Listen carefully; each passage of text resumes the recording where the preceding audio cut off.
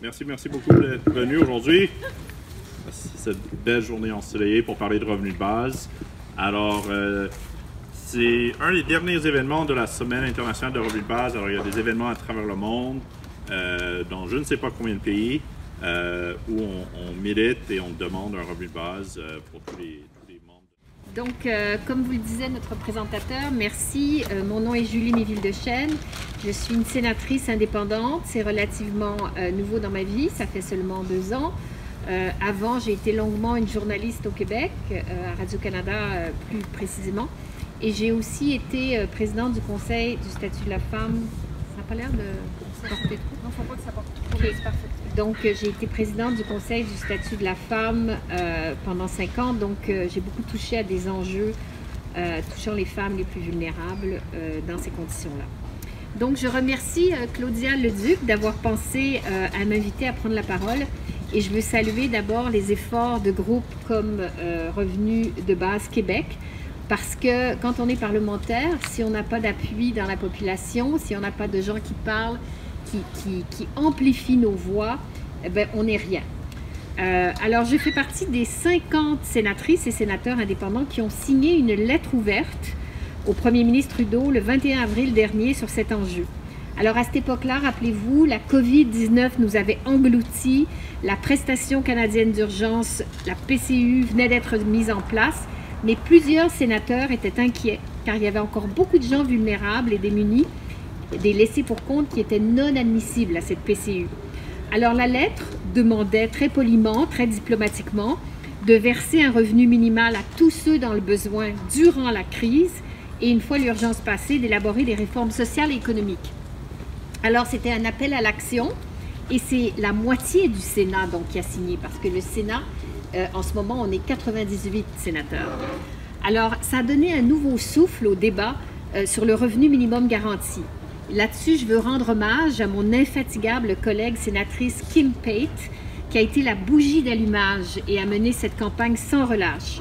Le Sénat, vous le savez, est une institution qui fait l'objet de beaucoup de critiques, particulièrement au Québec. Je sais que certaines sont très justifiées, mais il ne faut pas perdre de vue que parfois le Sénat fait du bon.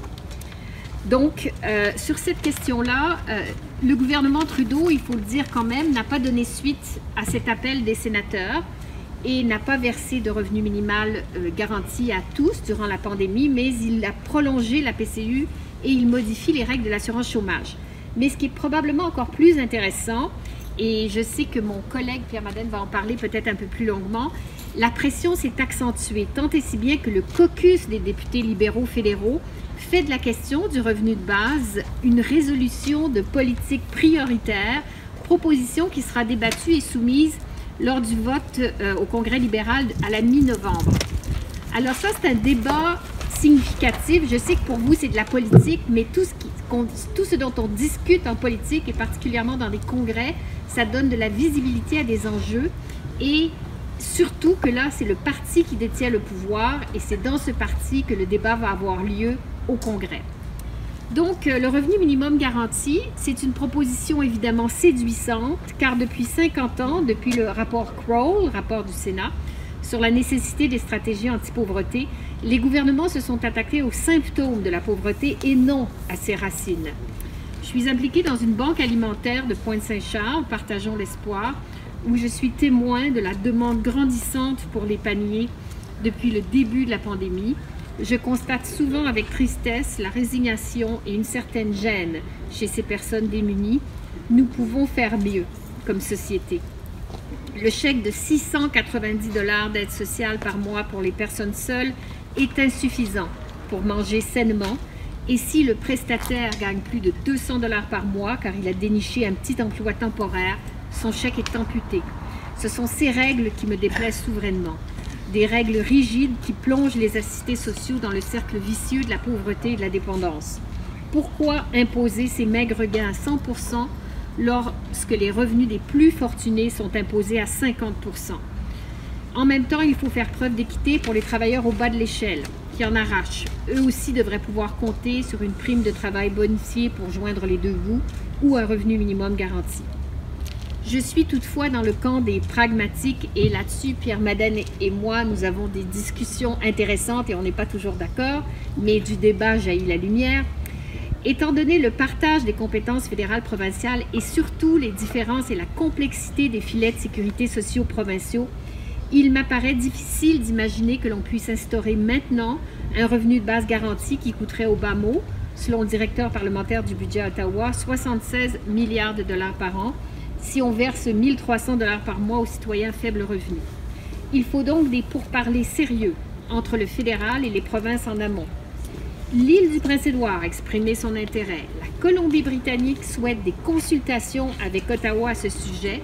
Son panel d'experts doit remettre son rapport fin décembre et faire la synthèse d'une quarantaine d'études contradictoires. Donc, il y a du mouvement et il faut compter sur ce mouvement dans les provinces qui vont, elles aussi, faire pression sur Ottawa pour que le débat continue. Mais dès maintenant, on peut travailler sur cet enjeu sérieusement. Voici comment, à mon avis.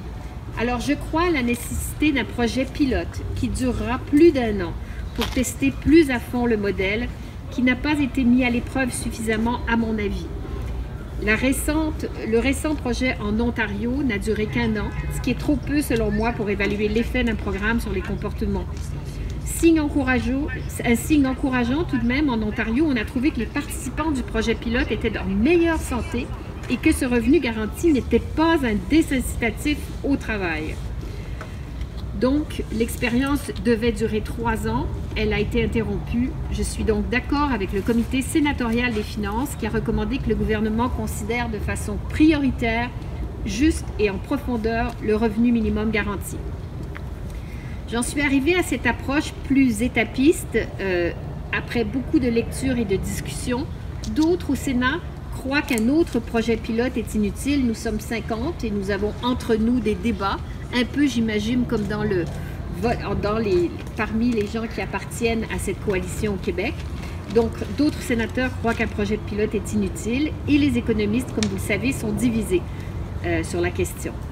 Au Québec, un comité d'experts a écarté en 2017 l'idée d'implanter une forme absolue de revenu de base, mais il y a quand même des choses qui nous donnent espoir. En 2018, le Québec a bonifié les prestations de 85 000 Québécois handicapés ayant des contraintes importantes à l'emploi et c'est une réforme qui permet le cumul du revenu. C'est donc une forme de revenu de base pour un segment de la population particulièrement vulnérable. Et on a déjà aussi, ne pas oublier, 2 programmes qui s'apparentent à un revenu de base pour les familles, l'allocation canadienne pour enfants et pour les personnes âgées, les pensions de vieillesse avec le supplément de revenu garanti. Ce sur quoi il y a unanimité, c'est sur les coûts de la pauvreté. 3 200 000 Canadiens, 9% donc de la population, qui vit sous le seuil de la pauvreté en 2018. Ce manque d'argent a un effet sur tous les autres indicateurs de ces personnes. Santé, éducation, famille, accès à la justice. Statistique Canada a publié début 2020 une étude démontrant une corrélation entre l'inégalité des revenus et la mort prématurée de 4 000 Canadiens par an. C'est l'équivalent de 110 citoyens mourant prématurément chaque jour parce qu'ils sont pauvres. C'est navrant, vraiment navrant. Au-delà des chiffres, la pauvreté réduit aussi la dignité des êtres humains. Les programmes tels qu'ils sont conçus donnent prise à des préjugés envers les plus pauvres. Ils les humilient. Je crains également qu'il y ait de plus en plus de personnes démunies aux prises avec la maladie mentale qui tombent entre les cracks d'un système complexe et bureaucratisé. La pandémie a accéléré le débat et une prise de conscience sur les réalités de la pauvreté et du racisme. Des parlementaires, députés et sénateurs vont continuer à demander des réformes.